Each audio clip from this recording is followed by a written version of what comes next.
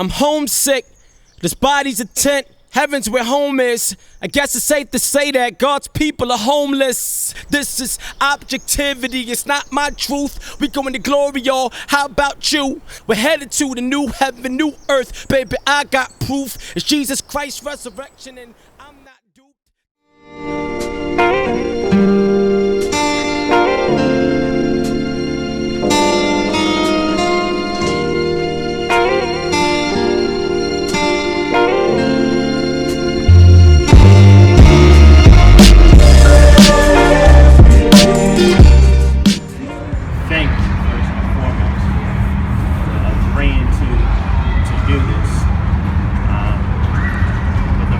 Question that I wanted to ask, it's going to sound like a weird question, but who are you?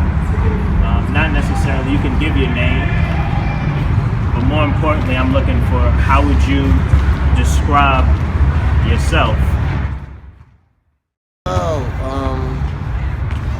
Wow, I guess to answer your question, I guess first I gotta say who I am, how I'm acknowledged. I'm Gregory Russell. Okay. I'm the middle boy in the family. Got two brothers, one older, one younger. And I would describe myself as wow, that's not a question that you get all the time, and I don't spend much time thinking who I am or like what am I here for, but I guess to say like who I am, what it is I do or whatever, I'm just the average guy. I'm just the average guy at the age of 55, still trying to find my way. Still trying to find my way.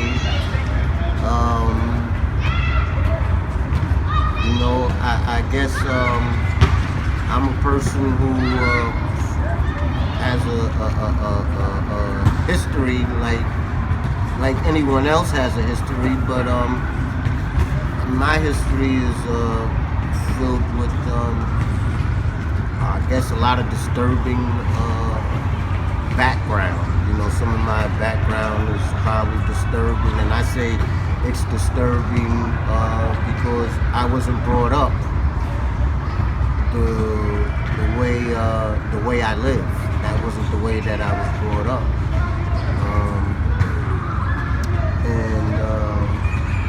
so I guess I would just, at this point, I would say I'm Gregory Russell, a guy still trying to find himself.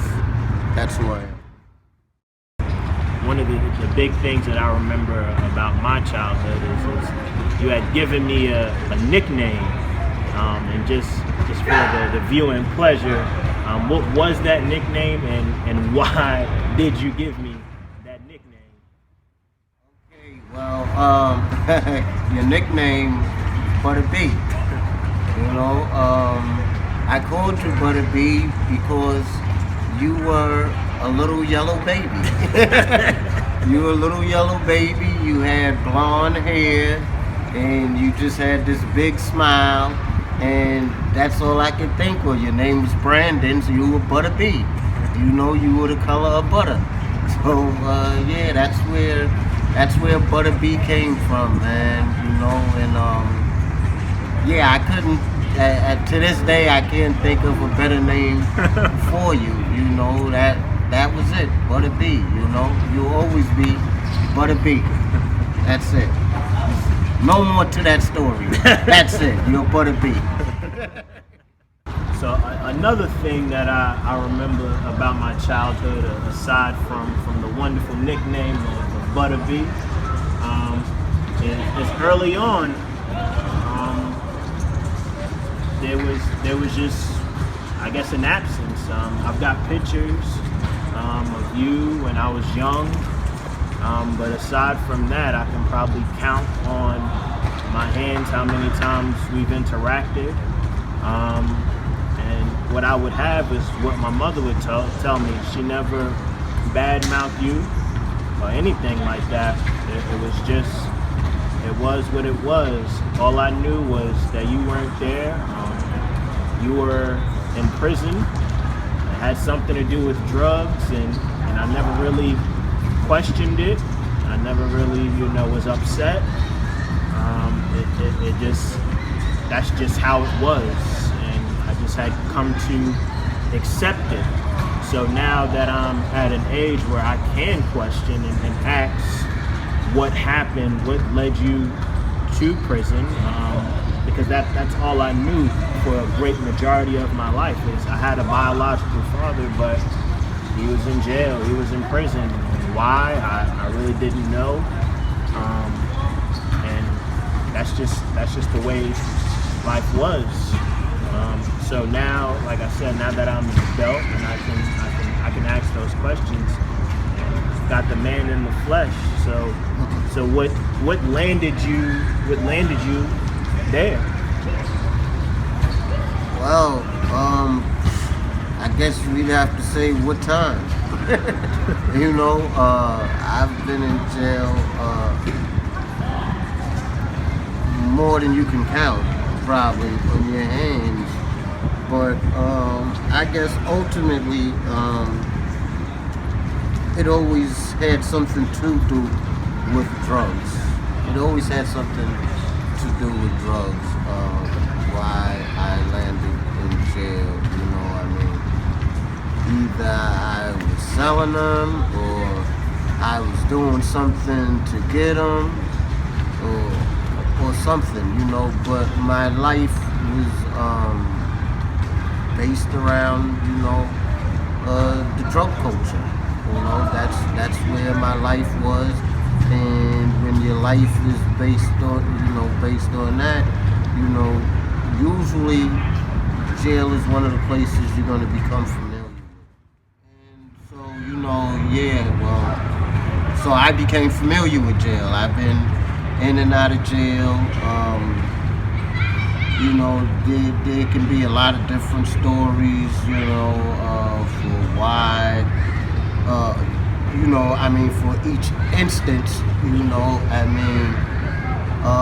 the drug thing, living with drugs has led me to, wear, many different hats. None of them that I'm proud of, because when a person looks at me, I don't want them to see my deeds, and so I, don't speak, too much about, what specifically that I did to get me in jail, but I'll just say that, man, like all of the bad stuff that a person can do, I probably did it. I probably did it. I probably did it. As far as being absent in your life because of drugs, drugs played a significant part of me not coming around. But I don't know if it was for the best that I wasn't there for you because of the way my life was, but I did that. I was asked to do that.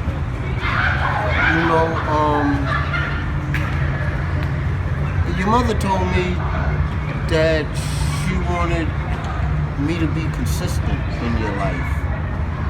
That she wanted me to be there, and that's what you deserve. That you didn't deserve like somebody who was going to be there and then not be there, in and out, in and out.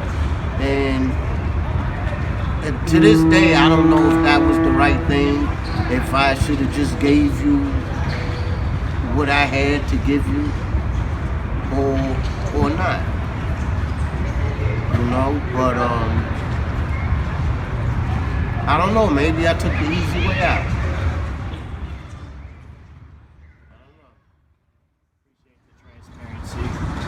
I've always got the feeling that you anticipated a day like this where I would come asking questions. I never really asked my grandmother or even my mother. I never really questioned the things that she would tell me. I just accepted them for what they were. Like I said, I appreciate it. I never ever held any kind of resentment and hatred. I grew up where, you know, all you grew up with was, you know, a single parent household or with a step parent. So that was just normal. And I had grown to accept it.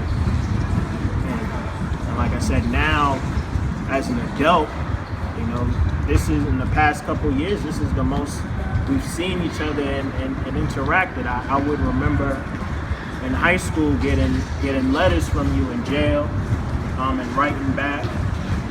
I remember those times and I appreciated them greatly, even though I'm probably slow in writing back.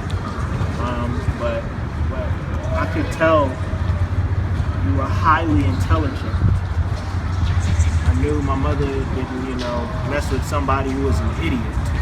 You know, though you may have made bad choices, you were intelligent. And I could tell if anything I got from you, it was that, just extremely bright. So now that we are, you know, at an age where you can explain things and I can ask the questions, what would you say that one lesson that you could impart to me that you've learned from your life that you could have taught me, or that you want me to glean from the things that you have gone through?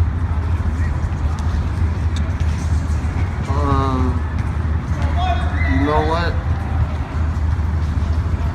You're doing it. You're doing it. You already, you're doing it. You're making the best of everything that you have, everything that's good in you. At least from my vantage, my eyesight, from what I see, you're making the best of it. You know, you're actively fulfilling your dreams. You know, like the things that you see that you want to do, that you know you feel are attainable, that you're going after that. You know, wow, I couldn't ask you to do anything other than, you know, what I see from you. You know, I mean, nobody is perfect or nothing like that there, but I mean, if the only thing I can impart to you that I feel at this point is to keep doing what you're doing. That's what I would say to you.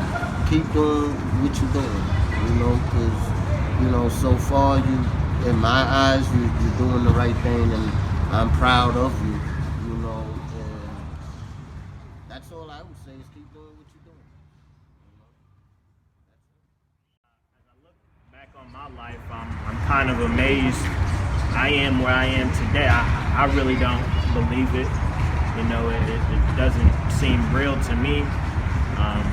Because I'm looking at where I came from. I don't necessarily have the statistics in front of me or anything like that, but I believe so many people in my position, they would end up following in the footsteps of their father. And I've never been in trouble with the law.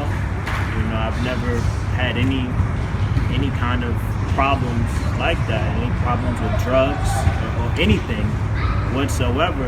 And I think though you weren't necessarily there to, teach me in a direct sense, indirectly, I was able to learn from example. I was able to learn that your actions have consequences.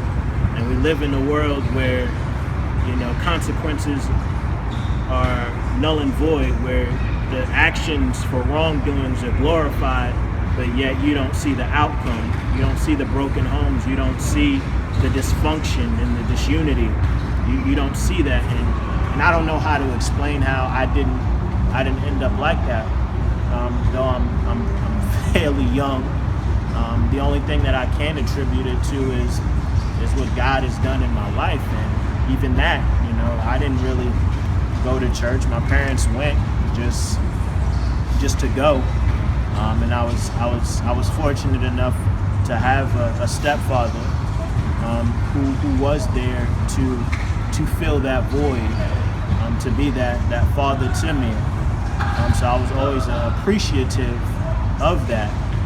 But I still can't explain the way I turned out the way I did.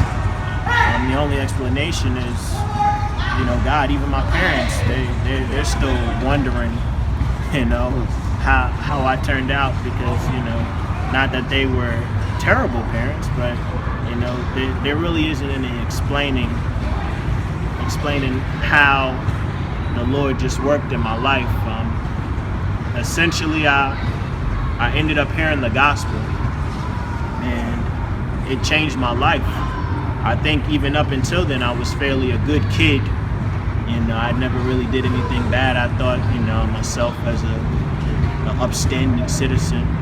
But when I heard the gospel, I realized that the standard that would be set before me is perfection, that I would be judged by my Creator, and I would stand before my Creator guilty. And those words pierced me, because I knew that if I were to stand before Him, I would be found guilty.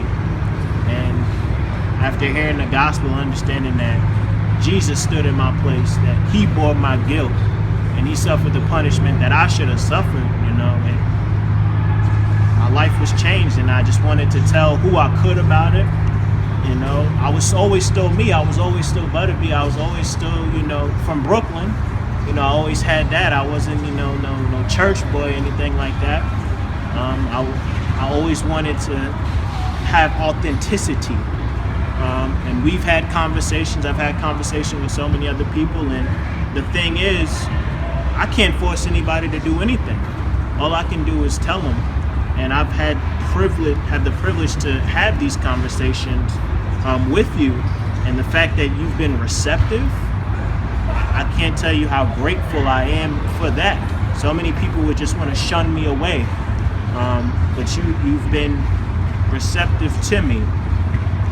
And so I say all that to ask, in light of conversations with me, or just even your own personal, how would you describe yourself as, when it comes to that realm of spirituality, your dislikes, your likes, and you can just be as honest as you want, because my beliefs may not necessarily be your beliefs, and I think it's important for people to know that, hey, as much as we are alike, there's a lot of differences. And despite the differences, that you'll always be my father, regardless of what happens, and I'll always love you, I'll always care for you. But that's a huge aspect of my life, an aspect that I want to share with as many people as possible. But I realize this is a real world, and things don't go the way Brandon wants them to go. So like I said, my question to you is, how would you describe yourself in regards of spirituality or religion, or however you want to take that? Well, clearly I have a respect for religion. I don't necessarily think that there's one true religion. I I think that, you know, there's a God, and we all reach out and pray to the same God, no matter what name you may give him, no matter how you go about your prayer or the rituals to, you know, like have him in your life or just to talk to him, you know. So I don't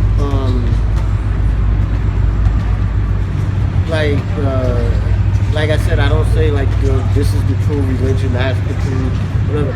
I believe that there's a God and that, you know, he teaches us morals, you know, that we should respect each other, that it's a way. Basically, I think the Bible is just telling us how we should treat each other. Basically telling us how we should treat each other. And, you know, a lot of people don't like to see it like this, but my view is that we need religion. We need something to lean on. Because when people look and see just what they see in front of them, a lot of us don't want to see that this is all there is. We want to feel like there has to be some more. And that's what religion offers us, in my eyes. That's what religion offers us. It's like a crutch for us, or something for us to lean on, because, you know, I don't do in-depth studies of religion, but my little layman thing, it tells me that most religions believe that there's more to life than this, and if you do the right thing, that you will be rewarded with that, you know. And so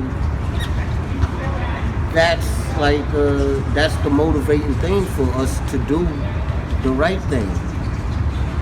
I don't necessarily know if I'm going to get everlasting life or if the next man's going to get everlasting life, but I think that while I'm here, that, you know, I should try to treat others, you know, like I would like to be treated, and just follow most of the tenets of the Bible, you know, because there's nothing wrong with that, you know, there's nothing wrong with that. The tenets and, you know, the things that I see in the Bible, it's not going to hurt anybody at all, you know, it's definitely not going to hurt you, and if you live by that, you might have a better life than what you have now.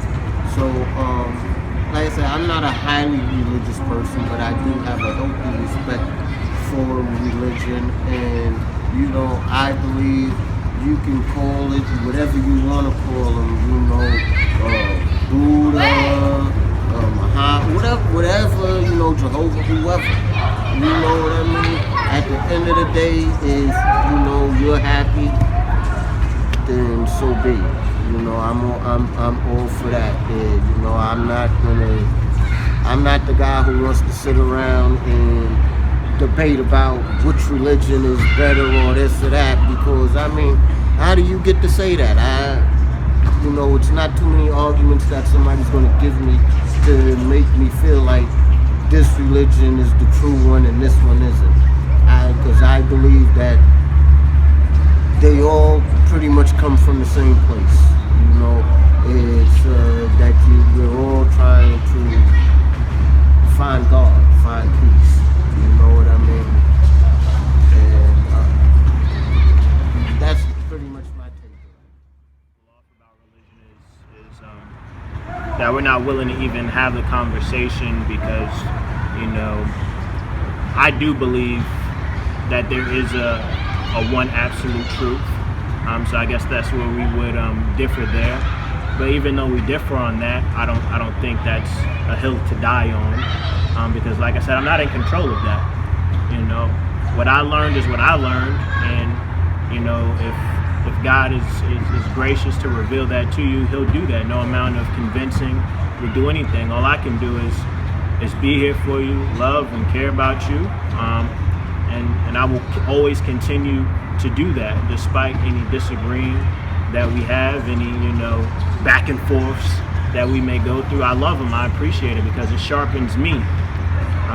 Because I think you represent a great majority. I think a great majority are in the position that you are in, and somebody coming at you, you know, telling you this is, you know, the way, and coming not in a sense where, like I said, I believe I'm correct, but coming humbly and compassionate and with love, and not willing to accept that, hey, there's people who differ from me, and no amount of forcefulness that, you know, you try to do or convincing is going to sway somebody. I believe if someone's going to be swayed, it's going to be God swaying them like he did me. Like I said, I didn't grow up in the church. You know, I had a healthy respect for it, but I heard the gospel, and I can't deny that fact. And all I can do is tell people the gospel and trust that the Lord will do what he will. And in the meantime, continue to love those, whether they agree with me or not. And I think people have respect for that.